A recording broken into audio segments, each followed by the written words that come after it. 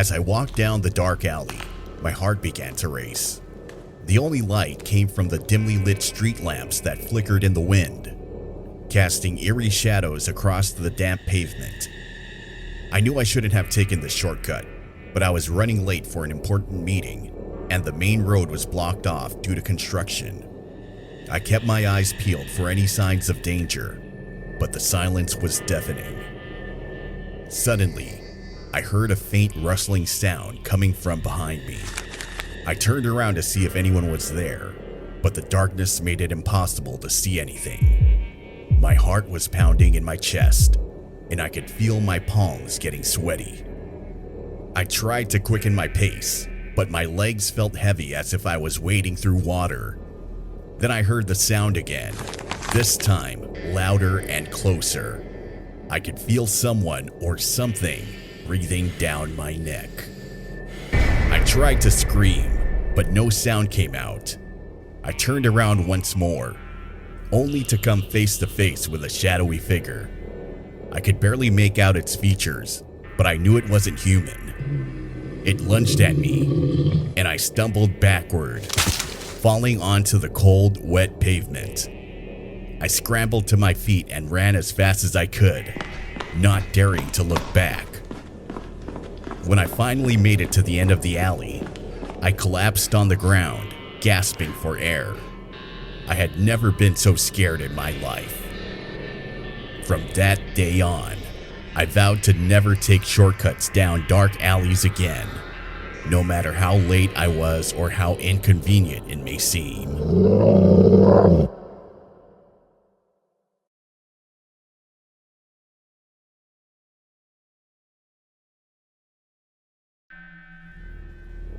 I was walking home from work late at night, taking a shortcut through an alley that I had used many times before. It was always a bit eerie, but tonight it was different. As I turned the corner, I saw something that made my blood run cold. Lying in a heap at the end of the alley was a body. It was twisted and contorted, as if it had been in agony before it died. I couldn't make out any features in the darkness, but the smell was overwhelming. It was the smell of death, and it was so strong I could almost taste it. I was frozen in place, my mind racing with fear and panic. I didn't know what to do. Should I call the police? Should I run? Should I try to help the person, even though it was clear that they were beyond help? But then I heard a sound, a soft, shuffling noise, coming from the darkness at the other end of the alley. It was like someone was dragging themselves along the ground, inching closer and closer. I didn't wait to see what it was. I turned and ran as fast as I could, my heart pounding in my chest. I didn't stop until I was safely inside my apartment, the door locked behind me. I immediately called the police to report what I saw. I was still shaking as I was describing what I saw to the operator, as this was my first time to see a dead body out in the open air. I never mentioned the noise I heard that made me leave the scene. As I lay in bed that night, trying to calm my racing thoughts, I couldn't shake the image of that twisted body, or the sound of someone else in the darkness. I knew that I would never be able to walk through that alley again without feeling like I was being watched, like something was waiting for me just out of sight. And I knew that the horror of that night would haunt me for the rest of my life.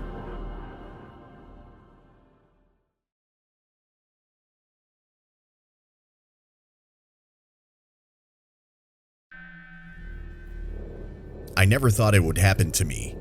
I always heard stories about people getting attacked in dark alleys, but I never thought I would be one of them. It was a typical Friday night, and I had just finished dinner with my friends. I said my goodbyes and started walking back to my car. As I was walking down the dimly lit alleyway, I heard footsteps behind me. I turned around, but no one was there. I picked up my pace, feeling the fear creeping up on me. Suddenly, I felt a hand grab my shoulder from behind. I screamed and tried to break free, but the grip was too strong. I turned around and found myself face to face with a man wearing a black hoodie and a face mask. I tried to run, but he grabbed me again, this time pinning me against the wall. He started rummaging through my pockets, searching for my wallet and phone. I begged him to stop. His eyes glared back at me and he said, "Shut up." I felt helpless and terrified, not knowing what he was going to do next. All I could think about was how I never should have taken this shortcut through the alley. It probably took a couple of minutes, but it felt like an eternity for me. Suddenly, I heard a police siren in the distance. The attacker must have heard it too because he quickly let me go and ran off into the darkness. The police arrived soon after, and I reported the attack. Luckily, someone saw the man attacking me from a distance and called 911. They searched the area, but couldn't find the man in the black hoodie and face mask. Ever since that night, I can't walk down a dark alley without feeling a shiver down my spine. I learned the hard way that you can never be too careful, and that there are dangerous people lurking in the shadows.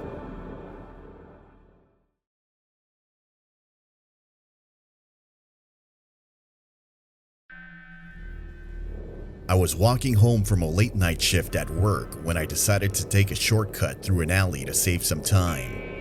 It was a quiet night, and the only sound was the distant hum of cars passing by on the main road. As I turned the corner, I saw a figure stumbling towards me. It was a man, and he was clearly drunk. His eyes were bloodshot, and he was swaying back and forth. I tried to step aside to avoid him, but he lurched towards me. "Hey there, buddy," he slurred. "What's your hurry?" I tried to walk past him, but he stepped in front of me, blocking my path. I could smell the alcohol on his breath, and I felt a knot form in my stomach. "Can you please move aside?" I asked, my voice shaking slightly. The man chuckled, and I noticed his hands were shaking. "You're not going anywhere," he said. "I want to talk to you." I tried to step around him, but he grabbed my arm tightly, his grip surprisingly strong. "You're not going anywhere," he repeated. I felt a surge of panic as I realized I was trapped. The man was much larger than me, and I had no chance of overpowering him. I searched for a way out, but the alley was too narrow to go around him. Suddenly, I heard a noise in the distance. It was a group of guys who had just happened to walk down that same alley. One of them shouted, "Hey!"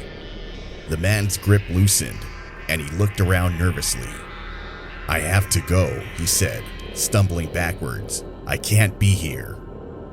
He released my arm and staggered away, disappearing into the darkness. I stood there, shaking with fear, as the men ran up to me. "Are you okay?" one of them asked, his voice gentle. I nodded, too scared to speak. "You're lucky we found you," another guy said. "It's not safe to be alone out here at night." The guys circled around me as we walked out of the alley and into the safety of the streetlights. As we walked, I couldn't help but think about what might have happened if they hadn't arrived when they did.